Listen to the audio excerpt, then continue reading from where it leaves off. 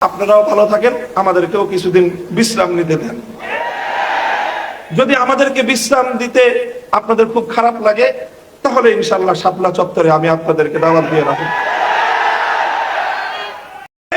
ছোট শয়তানের বিরুদ্ধে আমরা প্রতিবাদ করলে ওই ছোট শয়তান বদলায় বড় শয়তান বসাবেন।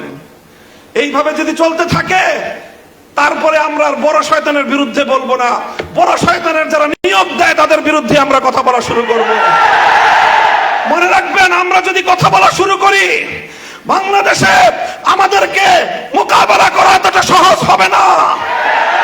কারণ আমরা যতটা সহজে আল্লাহর দ্বীনের জন্য রক্ত দিতে পারি, আর কেউ এতটা সহজে রক্ত দিতে পারে না।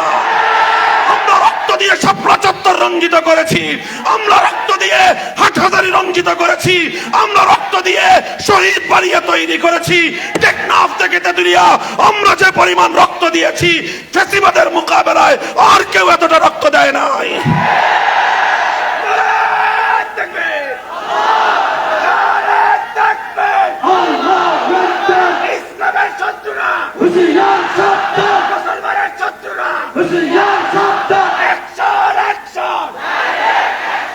ইসলাম কেন্দ্রিক সমস্যাগুলো সমাধানের জন্য যদি রক্ত দেওয়াই হয় একমাত্র পথ, মনে রাখবেন আমাদের কাছে এত রক্ত আছে, রক্ত নিয়ে আপনাদের পিপাসা নিবারণ হবে না।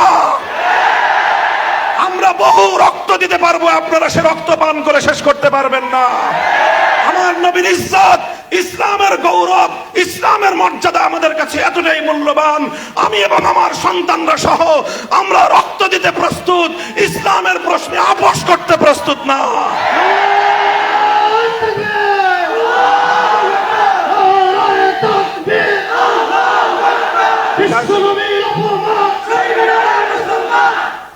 আমাদের খুব বিনীত অনুরোধ থাকবে, নিবেদন থাকবে, শিক্ষা ব্যবস্থা হোক, আইন সংস্কারের ক্ষেত্রে হোক, বিশেষ করে এই দুটো জায়গার কথা আমি উল্লেখ করলাম।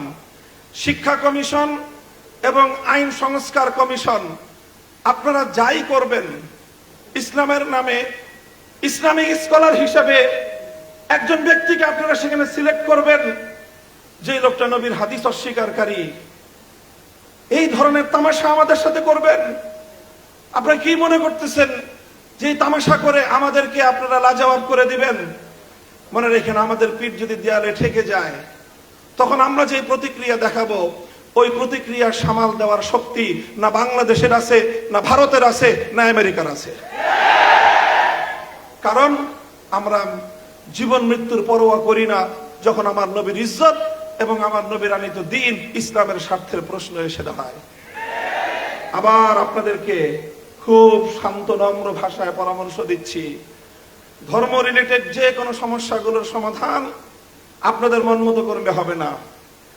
আপনাদের মাঝে আমাদের প্রতিনিধি আফম খালিদ হোসেন সাহেব আছেন, ওনার কাছ থেকে প্রত্যেকটি ধর্মীয় বিষয়ে পরামর্শ নিয়ে আলেম সমাজ রয়েছে, হেফাজতে ইসলাম রয়েছে, অন্যান্য ইসলামিক মহলগুলো রয়েছে, তাদের কাছ থেকে জিজ্ঞাসা করেন।